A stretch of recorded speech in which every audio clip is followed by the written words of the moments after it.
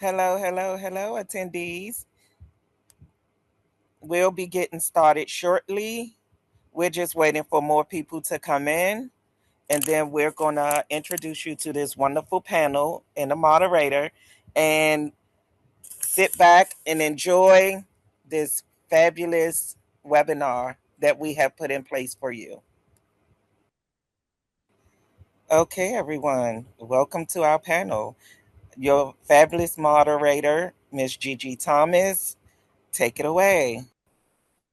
Hello and welcome, everyone. I want to thank you all for joining the online session. My name is Gigi Thomas, MSW from Howard University. I'm currently a consultant at BPPP, Best Practice Policy Project. For the last 3 decades, I have worked closely with the diverse community to address stigma, discrimination, and barriers to healthcare access, with particular focus on sex workers and marginalized groups. Indivisible is sex workers and trans rights as the cornerstone of justice. This event examines the CSW70 priority theme for ensuring and strengthening access to justice for all women and girls. We will be discussing the importance of eliminating discriminatory laws, policies, and practice, and stemming the rise of anti-trans and anti-women legislations globally. Today, you will hear from leaders from the Trans and Sex Workers' Rights Organization. The session was explore calls for decriminalization, the ending of criminalizations of lives, defining reproductive rights, ending gender-based violence, and the current rise in fascism. Participants will gain an insight into advocacy that centers on the indivisible nature of justice and immediate dangers of protecting only the proper woman. All laws must protect everyone. At the end, we will save 20 to 30 minutes for question and answers. So we ask you to please to put them into the chat. And I just want to say, I know that this is a could be a touchy subject.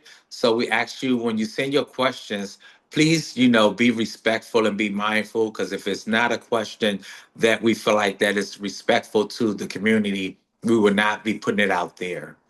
So I would like to introduce my wonderful panelists that I have today, and I am so excited to be working with them. First, we have PJ Starr, is a filmmaker, photographer, and advocate for the rights of sex workers, immigrants, in the LGBT community. Her art has been supported by fellowships from Creators Rebuild in New York, and she has been shortlisted by Creative Capital in previous years. PJ, would you like to add a little few things about yourself?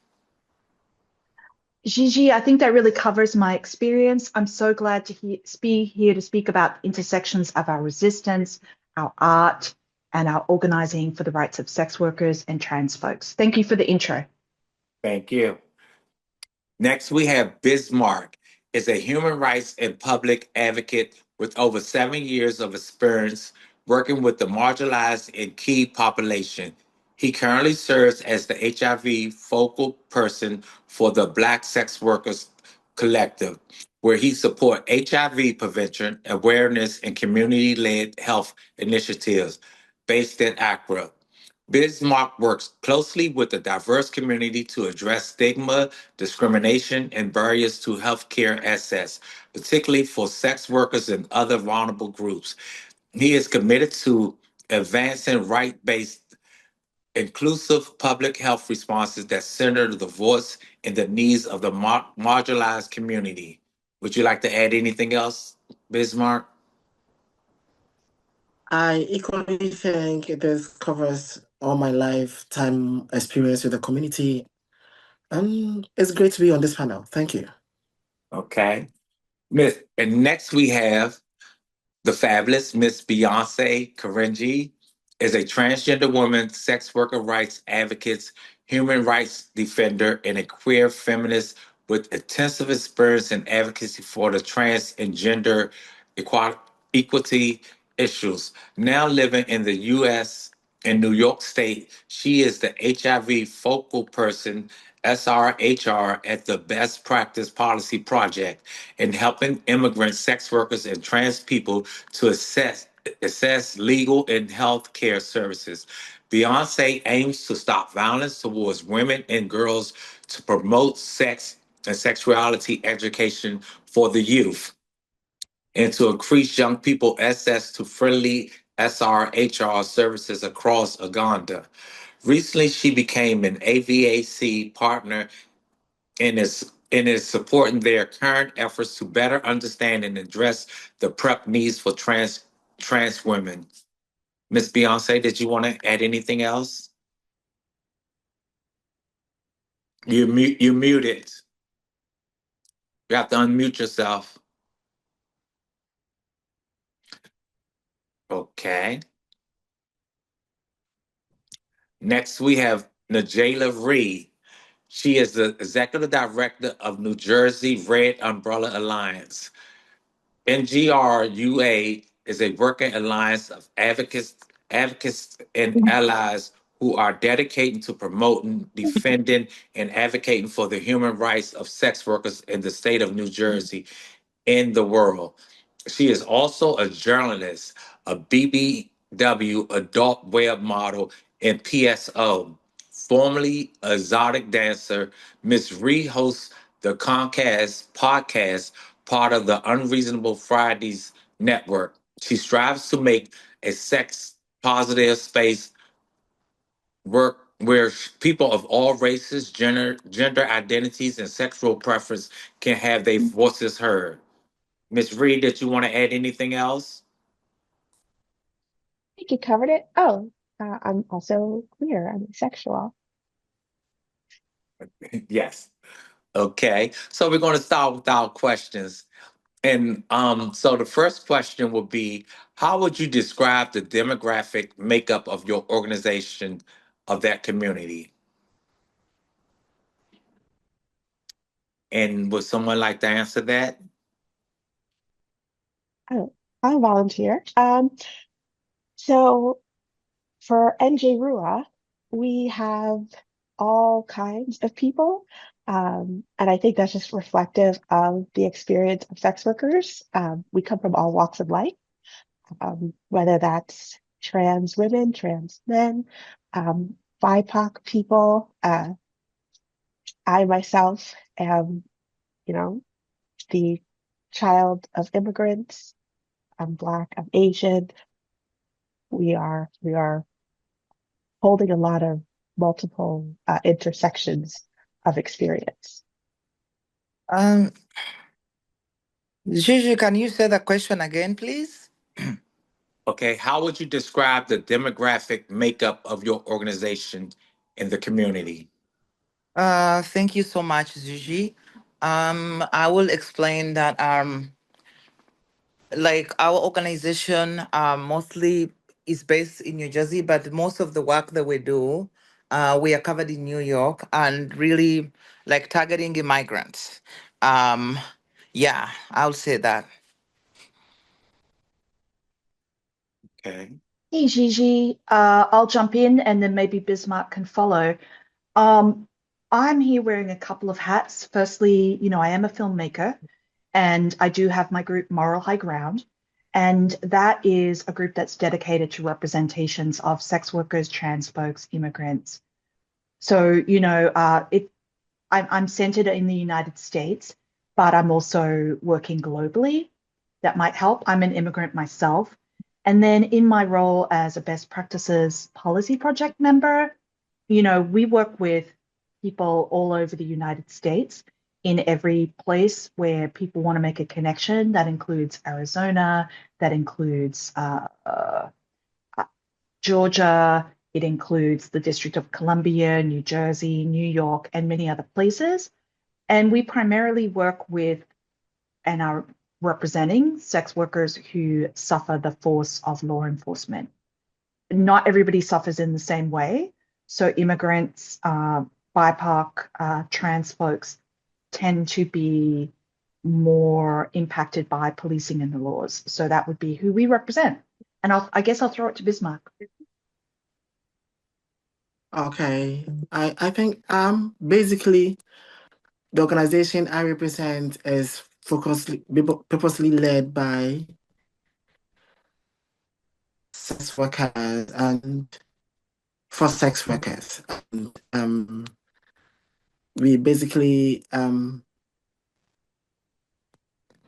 we basically work with Black sex workers, trans people, queer people, people living with HIV, migrants, economically marginalized women and girls, many of whom sit at multiple intersections of exclusion. So basically, we are for the marginalized community, regardless of which alphabet you take or which alphabet you represent. The Black sex worker, that BSWC is for you, and yeah, that's what I can say. Thank you. Thank you. The next question will be on criminalization and the structural violence. So, how do criminal laws regulate the sex work and gender expression, whether framed as public morality, anti trafficking, or public orders, systematically produce state sanctions violence against sex workers and trans communities?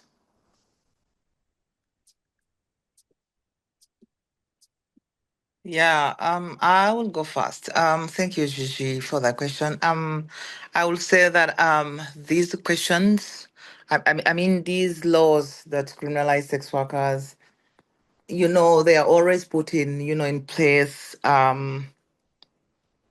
like that bring violence against sex workers, structural barriers. Like if people don't have, most of the people don't have information, literally, they don't know why people are sex workers. So, and also there's this hate. We have religious leaders, we have the cultural leaders, and we have our own like parliamentarians or legislators. Just people just come and put laws in place. Again, what I would say is that we have immigrants who are moving from all over the world and coming in the US, but like people don't have information. We just come in this country and we come in this country.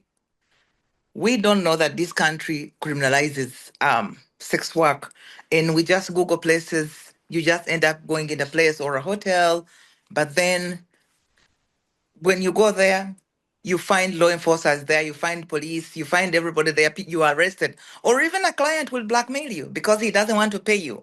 So these are the things we are talking about. And then also the communication, you know, like the language barrier is a problem. So people cannot express themselves because you are marginalized, you are just because you are vulnerable, you are looking for money, but because you want money and then you end up being silenced and then yeah, so this is how these laws affect us in the way of being marginalized or being criminalized and leading to violence. Yeah, thank you. Welcome. I think I'll go. Uh, Gigi, can I speak? Yes, please. So basically, laws framed as public morality, anti-trafficking, or public order create a legal environment for where sex workers and trans people are being abused day in and day out, and we are seen as illegitimate, like we are worse off, like we are less of a human being. So this laws actually legalizes harassment, arrest, extortion, and violence.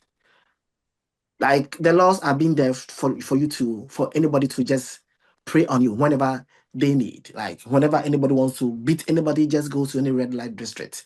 Go to where you see trans persons. Like if you are frustrated, go to them. Use them as something to release stress or to kill your depression. This is what these laws are being meant. And once you are criminalized, you cannot report violence. Like you are being tagged as somebody who needs to be beaten. So where, and how are you going to report any of these things? And then you are excluded from labor protections. Like there's no law for people working that is being stated anywhere for sex workers when the sex work is work actually. It is work. So if we're making laws for people who are working as labor, I think there should be an exact law for sex workers. But when these public morality laws are being all over, because we are being seen as go-to people to release all the stress I mentioned, you should just go to them. And then our body becomes evidence, not something with protection. Like our bodies are being used day in and day out for anything else, like everything. So what we are seeing right now all over the world for trans and sex workers is actually not accidental. It is a structured attempt, state-enabled violence. The laws that fail us. The law is to fail us. The law is to push us down the drain. The law is to make our bodies being used for anything and everything at all. So these are some of the things these laws being made for against sex workers and trans people are being is causing us, because if we are being strategized, we are being tagged as illegitimate, where everything and anything can be done to us, then we are just left to die. That's what I can say. Thank you. Thank you. And Yeah. I'm sorry. I just wanted to add, and Bismarck, I really appreciate you saying that, because with me being a sex worker, especially being out on the streets and things, when you get raped or robbed or attacked, because the laws are set in place, that a lot of times you don't report it, because then instead of you being a victim, you seem the law makes it feel like that you put this on yourself because of the type of work that you do, not looking at that you're out here trying to survive and take care of your loved ones, or whether you have a drug habit or whatever your needs are. So with these laws being in place like this, it makes us not be able to keep ourselves safe, especially around the mental health, as far as going to get services or whatever type of help that we need, because we are already stereotyped that we are people that's doing negative work out here, that you shouldn't be doing this type of work. So we're looked down on. So a lot of times you don't go get that type of help. So thank you for sharing that. Ms. Reed? Everybody has made so many great points, but I wanted to add that laws that moralize when it comes to sex work and gender expression is a net negative for society, because not only does the criminalization of sex workers and people that are gender expressive expansive, uh, that criminalization will create stigma. So it doesn't matter if the type of sex work you're doing is criminalized, you will face discrimination and these laws will affect you. For instance, during the pandemic, when COVID relief was finally made available, it was specifically excluding sex-based businesses. So these were legal businesses, whether they be, strip clubs or um, adult toy stores, like things that are legal. They were excluded because of the moralizing that happened in society. And when it comes to uh, gender expression, it's not even something, they try to police things that you literally can't change.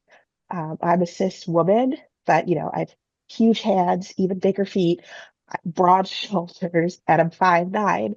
So if I don't feel like putting on makeup and I throw on certain outfits, I have been questioned going into bathrooms. And when you're in a state like North Carolina, that can be that could lead to me being harmed. So these laws affect everybody negatively, and they foster an environment where people are policing one another in so many unnecessary ways. And it's just dehumanizing to all involved. Thank you. Gigi, I have nothing to add. All the Okay. answers are great. Thank you. Thank you. So, just adding to that other question, what concrete steps can feminist movements take to dismantle these legal architects rather than reform around them?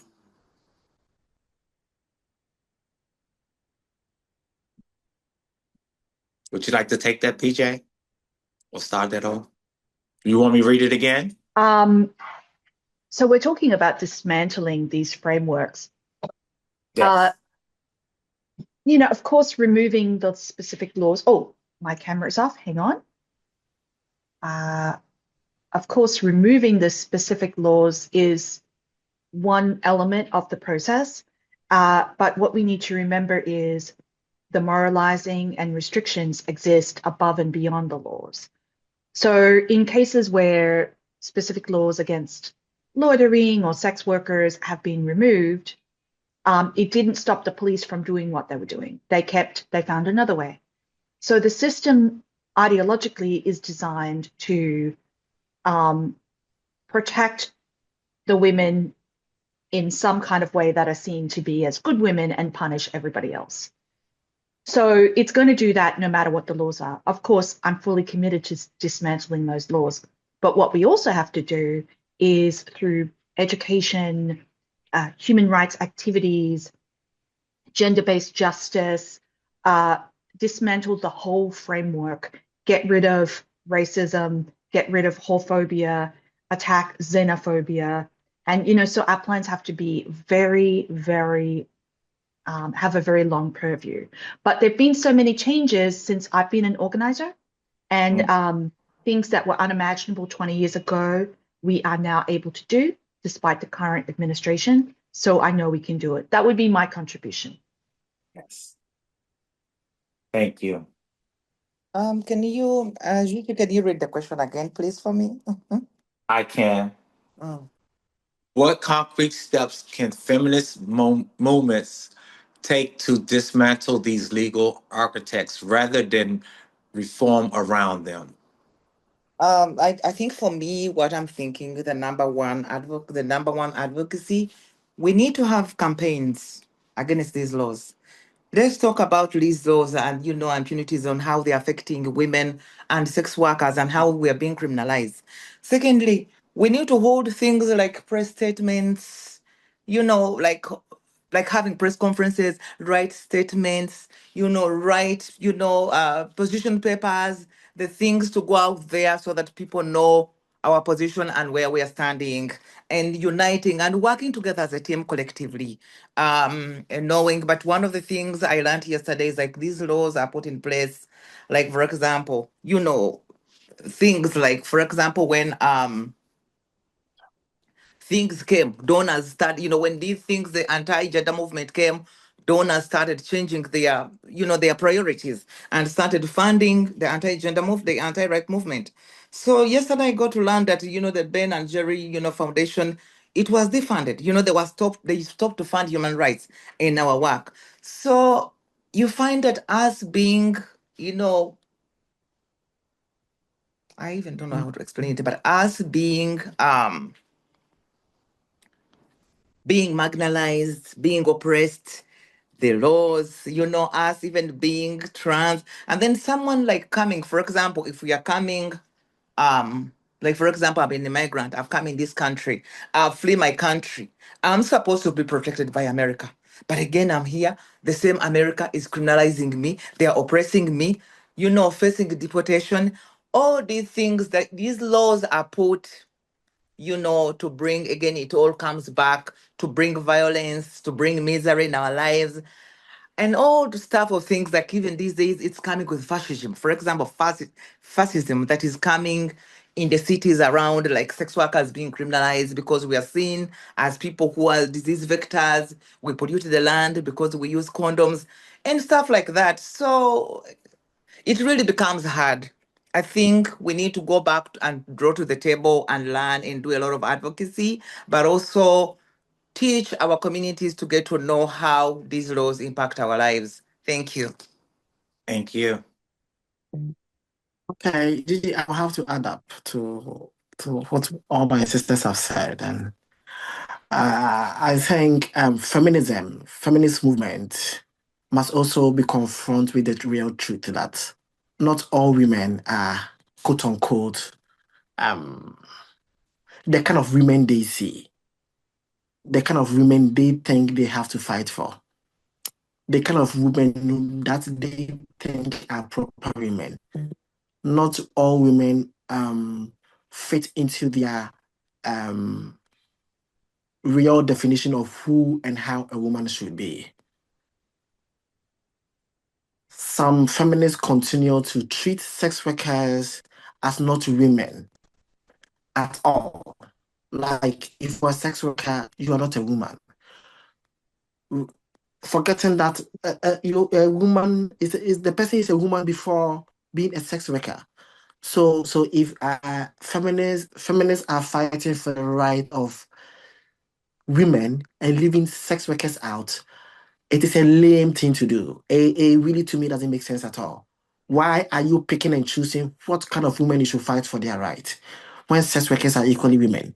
So what are you doing? If you cannot fight for all women, sit down, go back to the seat, go and sit down there.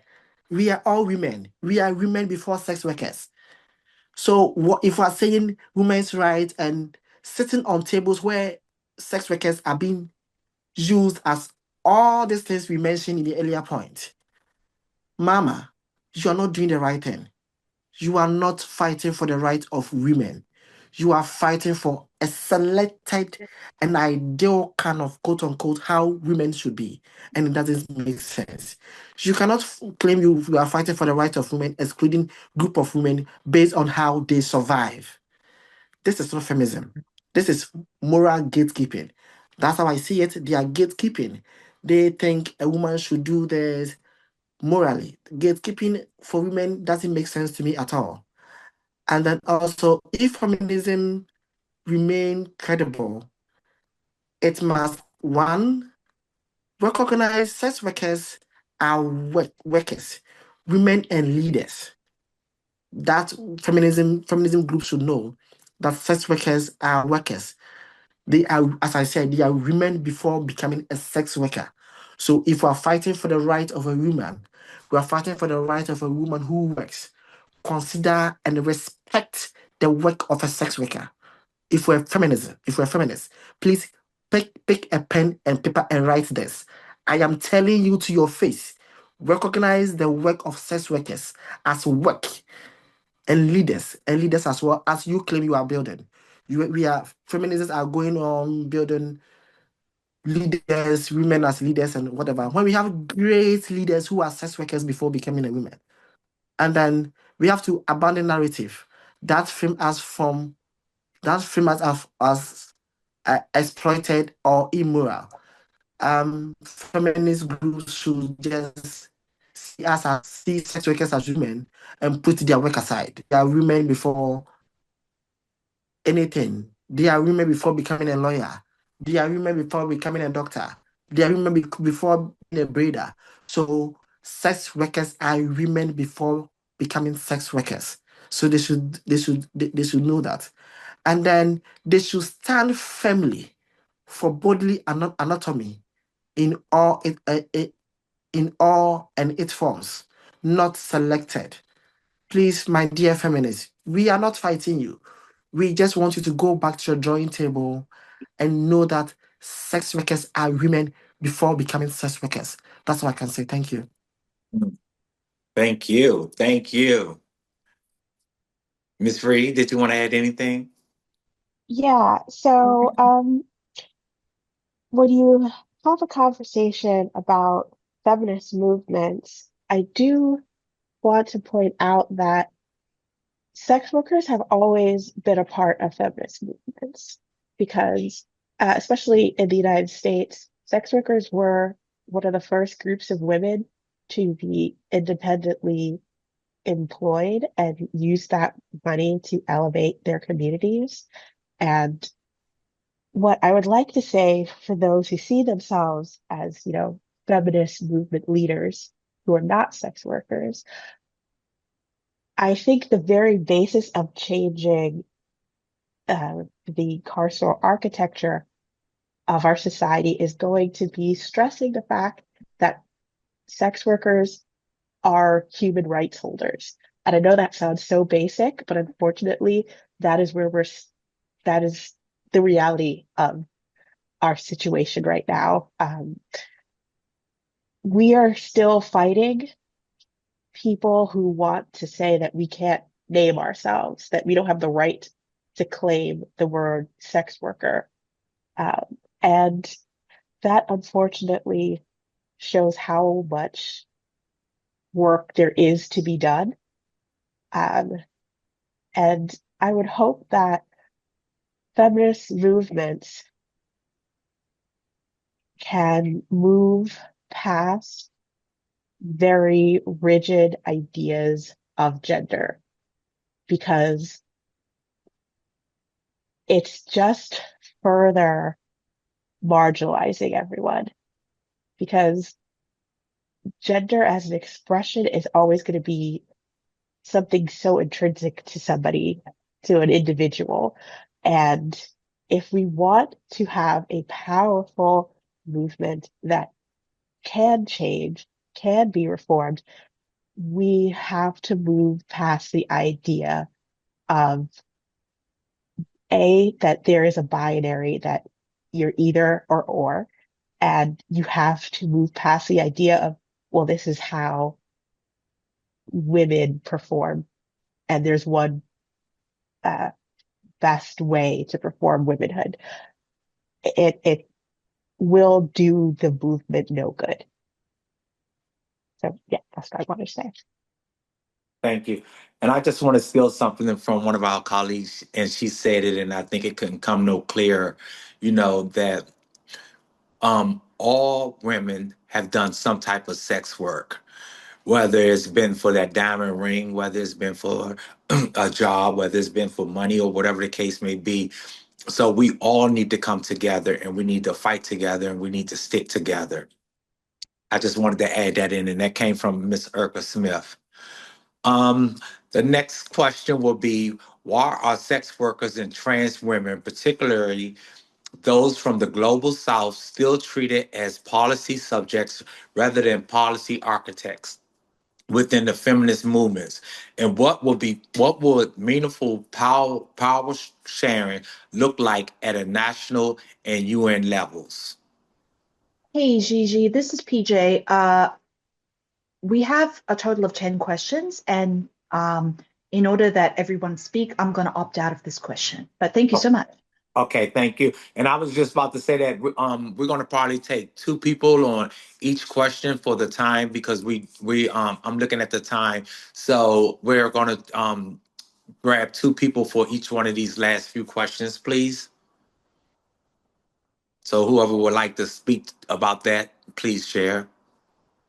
Oh, I can. So, I think they're at the UN level, just how the UN was created, it has so many colonial vestiges because uh, there's a lot of what used to be called the white man's burden injected into the creation of the UN, where um, it is very um, white European centric when it comes to who has the most power. Um, I would hope that people, especially those in the global south, uh, have at least create mechanisms within the UN for equal power. I don't think any nation state should have more power over any other. They should all be treated equally. Um, and I think they should all be held accountable equally. And until that happens, I don't know how we're going to make it more equitable for sex workers, trans people, people from the global south. Thank you.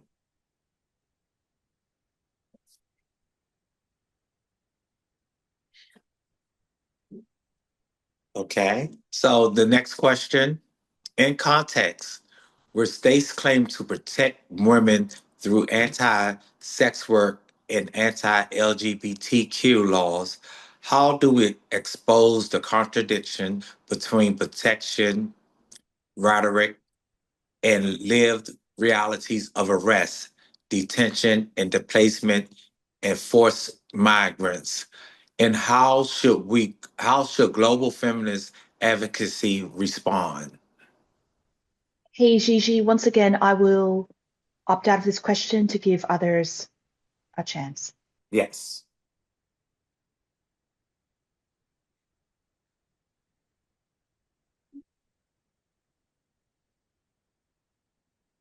And I just Gigi, spoke, so. Gigi, can you say that question again? Because I need to be sure not to forget. Because I'm not. Okay. No, no problem. In context, where states claim to protect women through anti-sex work or anti-LGBTQ laws, how do we expose the contradiction between protection, rhetoric, and lived realities of arrest, detention, displacement, and forced migrants? And how should global feminist advocacy respond? So I think one of the things when it comes to protection, I think that is a very, complicated thing to say. Even I would say it again draws to human rights. People don't want to hear about human rights. So then, if you can't understand human rights, how will you protect me? So that becomes really very hard. And, I'm learning many things that these donors, the very donors who are funding our advocacy work, are the ones who are funding the anti-rights movement. So for me, I think we are under attack. Nobody, there's no voice because we already been like, before we started, when you start to see how things came, in fact, how the hate is spreading. Like, I'm sorry to say, it is a shame that my country is is spreading hate all over Africa. Now, I heard that last week, also, Senegal passed an LGBT law.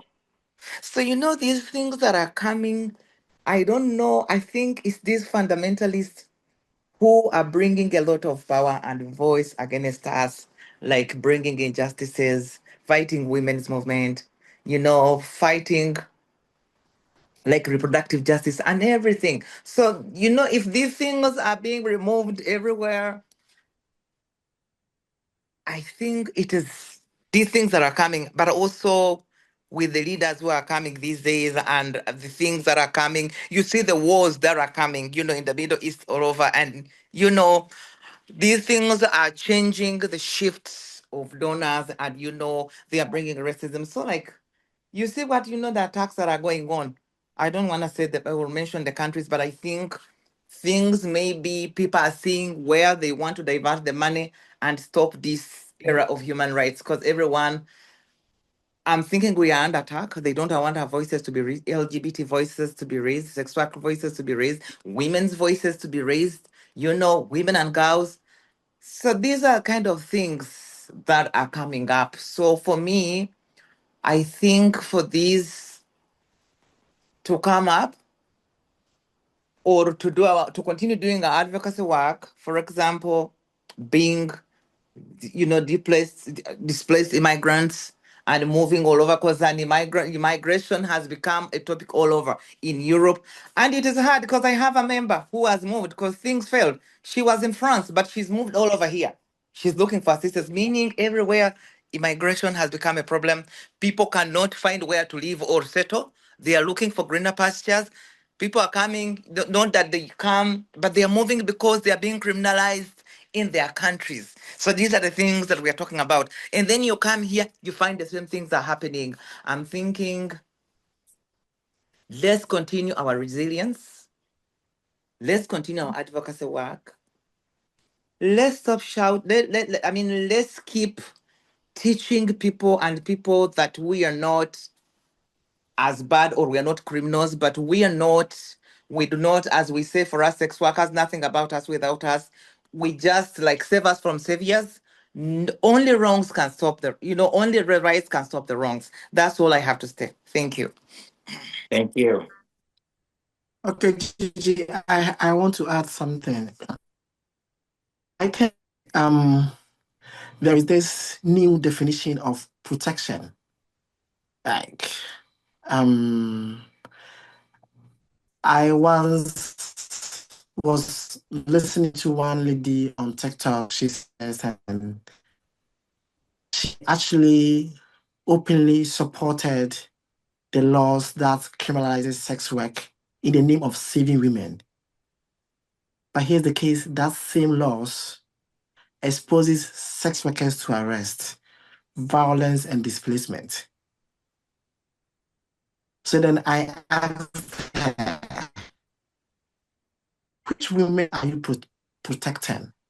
Is it that we are making laws to protect some kind of women which we see as morally good, like women of good standing morally?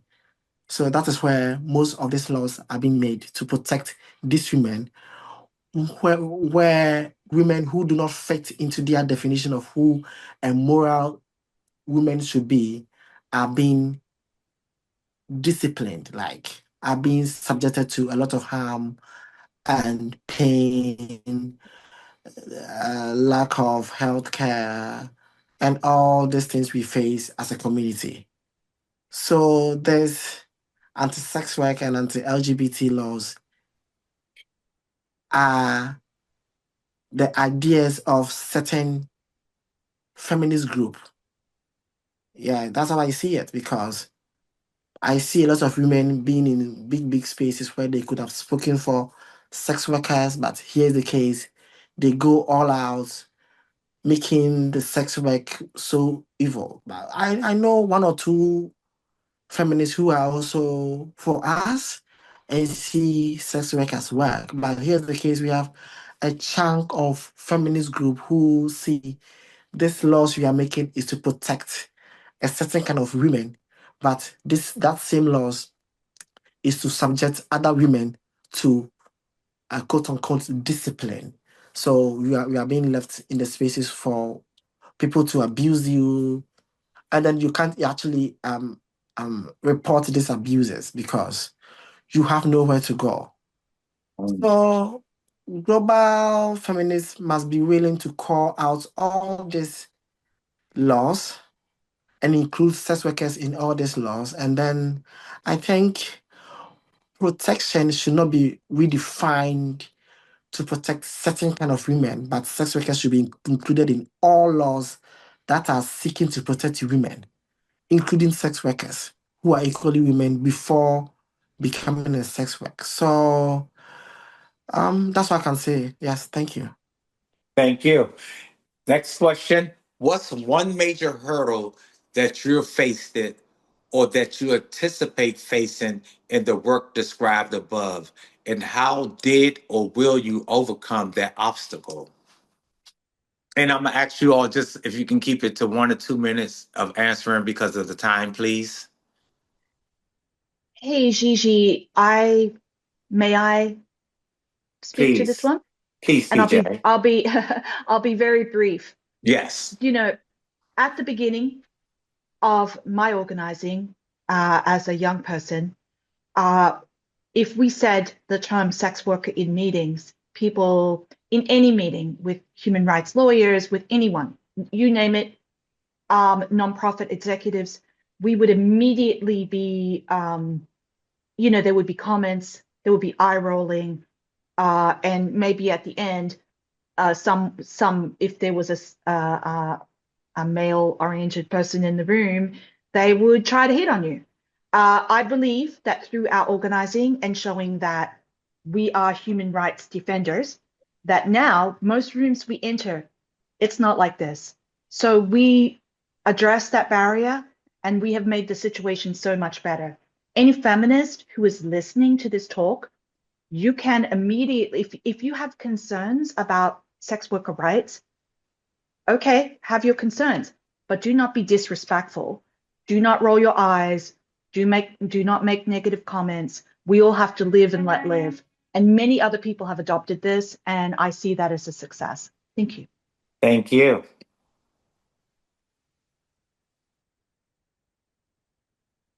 Okay. I think you did a great job on that question. PJ, thank you so much. Um, Most women and girls sex workers don't seek justice for violence, exploitation, violations, and sexual assault due to their line of work. What are some things your organization is doing to help with reporting and getting the support that they need? Well, Y- I could, and I'll be brief. And So one of the things that we have done as a coalition is focus on documenting.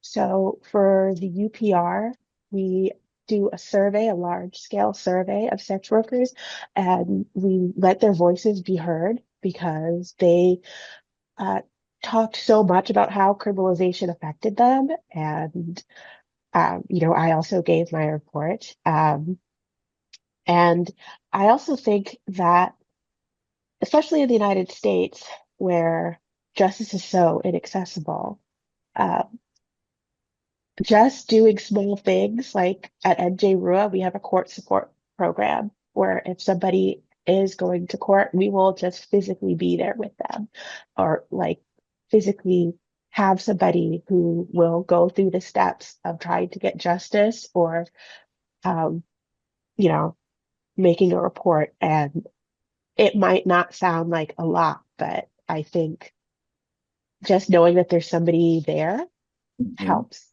exponentially. Yes, thank Yeah, can I also add on something? I think also what I'm realizing is also through partnership. It has helped us to come up with the solutions the way when we have the coalition meeting, but also we partner with Collectivo.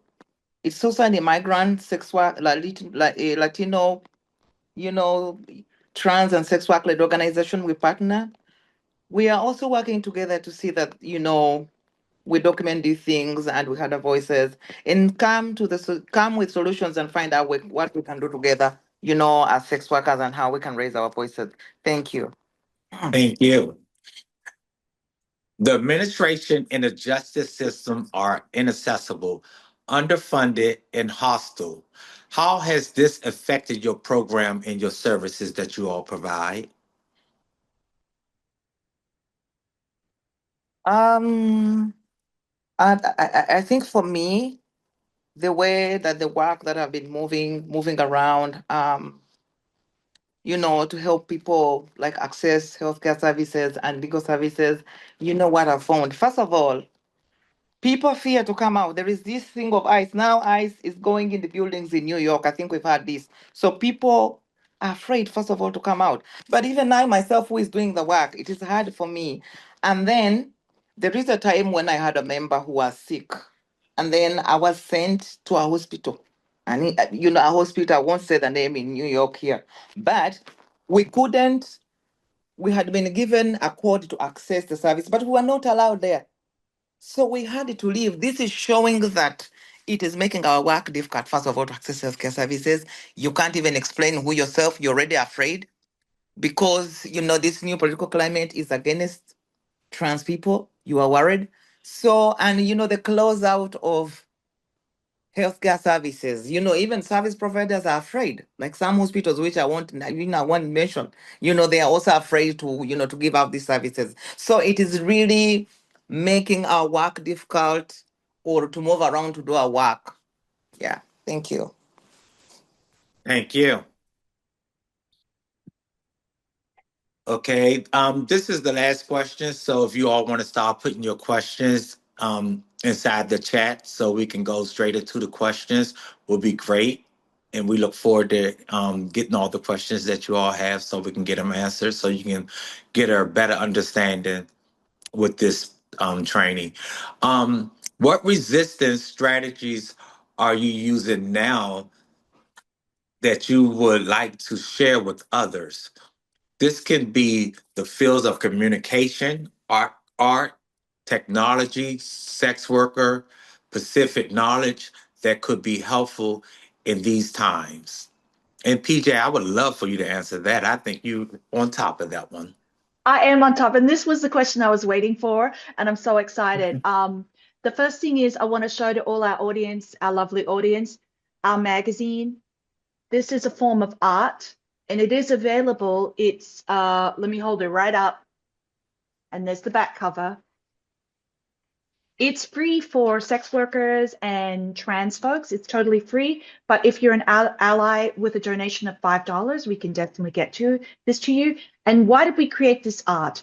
There was a blockage, pretty big blockage, and it's kind of orange and kind of a bit like a Cheeto. There was a blockage preventing the United States from attending its own review in Geneva late last year. So we still attended, and as a response, even though the United States did not show up to receive its review, it's called the Universal Periodic Review, we had a panel and we presented this magazine, which brought poetry, art, all kinds of materials created by sex workers and trans folks to address the themes that we had developed in the report, such as the intersection of sex worker rights and the environment, environmental impact. Nigella, who's here, worked on a piece about the impact of internet surveillance and restriction of online spaces, and I, PJ Starr, illustrated it. So it's all in there, and I'd love for you to check it out. It's another way of thinking about these issues and communicating them differently. The other thing I want to mention about technology is right now we're reliant on our cell phones. But if ICE or other representatives of the police come, they can block our cell phones so we can't communicate with each other in a crisis. Also, natural disasters will knock out our cell phones as well. There's another technology that I'm beginning to work with friends in the community. It's called Meshtastic, and it's about setting up low, very low energy communication strategies, very local, and these will not be knocked out by many of these elements. It's something that's set up by the community so we can still text each other in a case of emergency. So how is that a sex worker rights issue? Sex workers cannot organize without communication. So we have to go behind it and set up our own communication networks to be there in a crisis. And those are my contributions to the thoughts about resistance. Thank you, Ma'am PJ. I also want to add on what you said. I got to learn that, communication is really key. We look out for each other. But again, yesterday in a session where we were, I got to learn that WhatsApp is not good, it's not safe. And this is where we are communicating. So what do we do with this technology? Because things are changing. The world is moving fast. So I think now we have to move away from WhatsApp because WhatsApp is not safe anymore. Anyone can hack. Like now we are communicating our things. We are here. We're talking about our rights. But in the WhatsApp group, maybe someone is taking it away. So I think let's look for this app called Signal. It is safe. That's what I'm thinking. So because technology is coming, let's move from WhatsApp because I don't think it's safe anymore. Thank you. I just wanted to contribute to that, man, PJ. Otherwise, you said it very well. Yes. And that was the last question that we have. Um, and I might stand for correction. If you have any questions, that you put them into the Q&A, please, at this time, so we can take them. And don't be afraid to ask no questions. Just be respectful.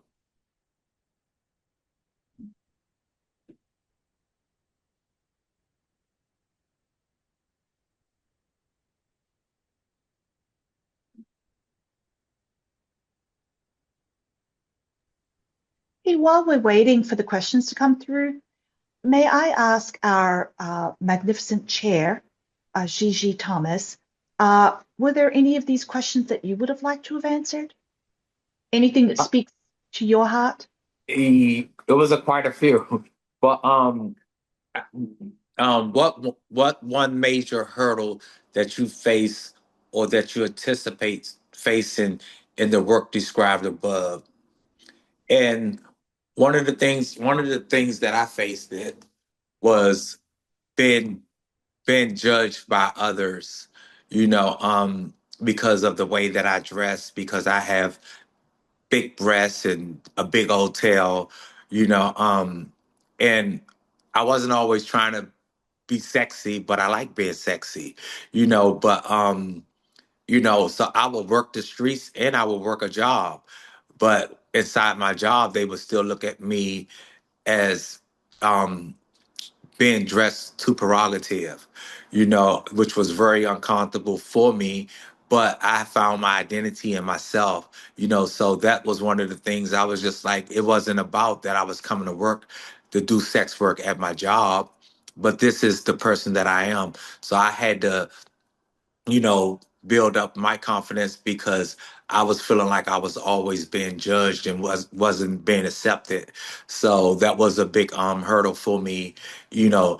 And a lot of times, I know that with me being a case manager and an outreach specialist, and doing so much work, I see that a lot of girls feel like that they cannot come off the streets because all their clothes are, half dressed, or they wear their clothes too tight because that's how they like to dress, And so I wanted to be a face for them. So when they was coming to the support group, when they was coming to get the help that they needed, that they could see someone just like them, and a lot of time, because a lot of times we try to identify out, and that's one of the most important things, is having a safe place for them to be able to come to feel comfortable, to be able to open up and talk about themselves. And I heard Najela early earlier talking about um that they don't have a place, that sometimes we can go to court with them, we can go do this and that with them, but sometimes just having that safe place and that listening ear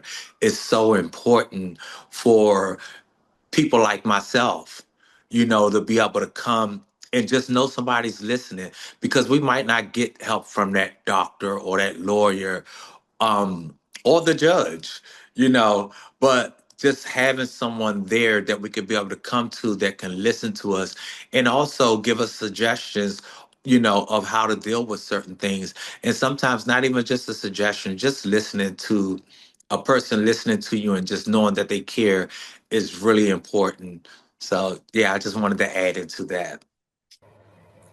Hi, it's your narrator. Um, we have questions in the Q&A. This question is for Najela. Can you tell us a little more about how the court support program functions? Yeah. So it is actually pretty simple.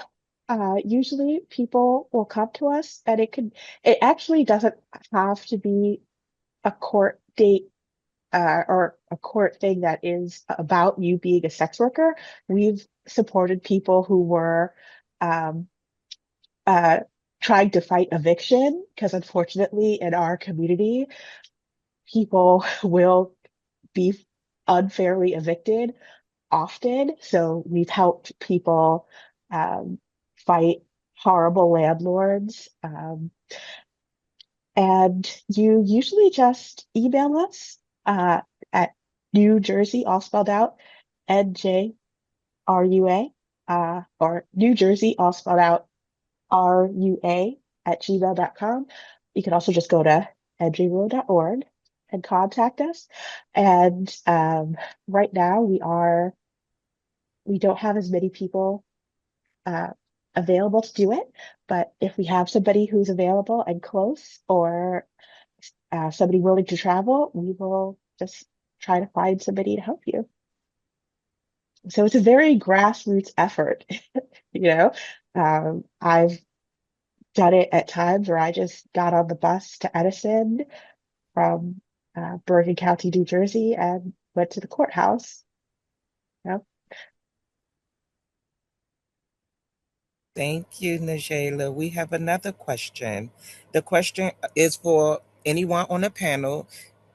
What are some suggestions for allies to help build support for decriminalization and to counteract efforts, Project 2025, etc., to criminalize even legal forms of sex work? And uh, real quickly, I would say if you are like an esteemed member of your community, go to those council meetings and speak up saying, you know what?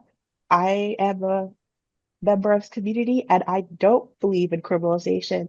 I don't think that we should make it so cam girls have to move out of the county or the state so they can work and be a voice of opposition because what the people who do things like Project 2025 and other, quite frankly, fascist, uh, anti-sexual freedom initiatives do, they're hoping that you will be too polite to tell them hell no.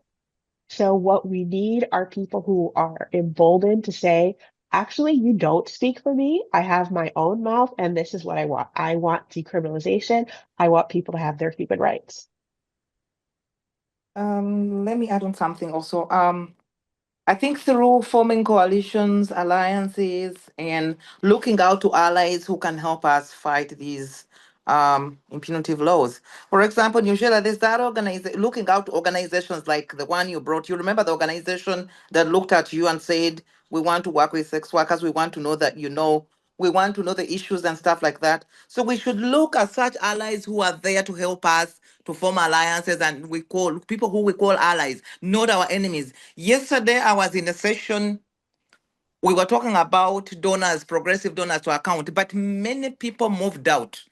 What does it mean? It means that many of the people who are there they were people from the from the anti-rights movement, the anti-gender movement, meaning that we are living with our, with our haters, with our enemies are also coming in the same spaces where we are. So I'm thinking we should be really critical and analytical when we are looking at allies, people who we call allies, to fight these impunity laws. Thank you so much. Thank Hey, you. Gigi, may I add something? Yes, please. I don't know how we're going for time, but I'll keep it brief. So, it is the classic that a lot of times people think that they have to make a big step to make a change or it's too much. But, there's so many things that we can do and be allied on. After our in-person session here at the United Nations, uh, feels like a million years ago. I think it was last week. And Gigi was on that panel and Erica chaired it. We had put up a donation button for someone to donate to our retreat. We've never had a retreat. It's our first retreat ever at Best Practices. And this is going to seem silly, but someone donated $5 to our Give Butter. And it really, we were in the staff meeting on Monday and we said, $5. We got started. That's our donation. So even $5, you may not think it's enough, but everything adds in. And I believe if you are working on issues, say about the attempt to recriminalize or treat harshly areas of, work that are quite legal, and you have a concern, like bring it to us. Bring us your talking points. We can show up. We can help out. But sometimes we might need the information, right? Just like we're giving out information now, you're hearing from us. We need to know your struggles as well. And very frequently, I'll just be sitting around in my home and I'll be like, Beyonce, let's go to that rally. Let's go out and support. Beyonce and I jump in my car and we come out and we hold up the sign, we take photos, we do support. So we're here to sign petitions. We're here to support you because now is the time to raise our voice. Mm. And I just like to add as well. I was looking at some of the questions, and this one right here really touches me a lot because I did a lot of work into this. Most women and girls sex workers don't seek justice for violence, exploitation, violation, and sexual assault due to their line of work? What are some things your organization is doing to help reporting and getting the support they need? And I did a lot of work in DC, and I was up under PJ. She the one that got me started, so thank you so much. Um, but one of the things that I did, I met with the courts. I went into the courts. I met with them. I was able to build a 8-week curriculum with them because we was finding that when a lot of girls get charges for being out there on the streets, that they'll have this record, and then it'll be even harder for them to get a job. So what I did, I came up with this 8-week curriculum classes that they would come in for 2 hours each week, and they would learn things about themselves. I would help them with their resume. We would talk about issues or any obstacles that was in their way of them moving forward. We would talk about HIV, STDs, or whatever the case may be. But it was really, really helpful because they saw that people was out there trying to help them. Because a lot of people, when they was getting the charges, they was just like, okay, I might as well just stay out here on the streets, or I have to continue to do this. So we was giving them different options of when they come in, that they, it's nothing wrong with sex work. But if you want to do something different, if you want to get a job, whether it's to start doing something different or the case may be. And it went extremely well, but I had to get in there and I had to fight with the courts. We actually, was able to set it up at the DC Superior Court that when the transgender girls was getting arrested, if they would go through a certain judge and I would have to be there because they would contact me or hit the phone and say, hey, we got a girl that's locked up. She's going to be coming to court at 8:30 in the morning. I will have to be there and initiate our program and have her to sign papers.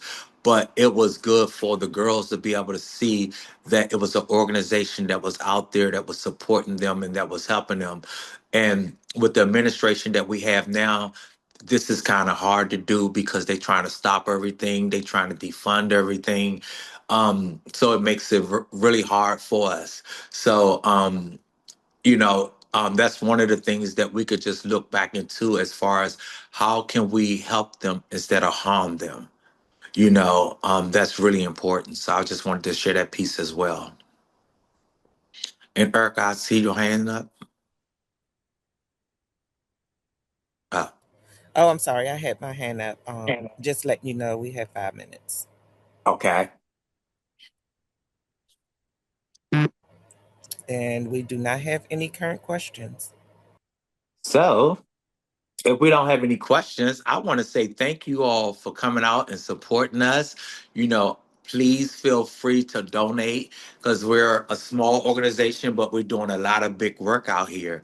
And this retreat that PJ was talking about is really needed because we're doing a lot of work. We're going to be coming together collectively, you know, relaxing ourselves and becoming stress free and being able to talk about some things and how we can continue to work with our community.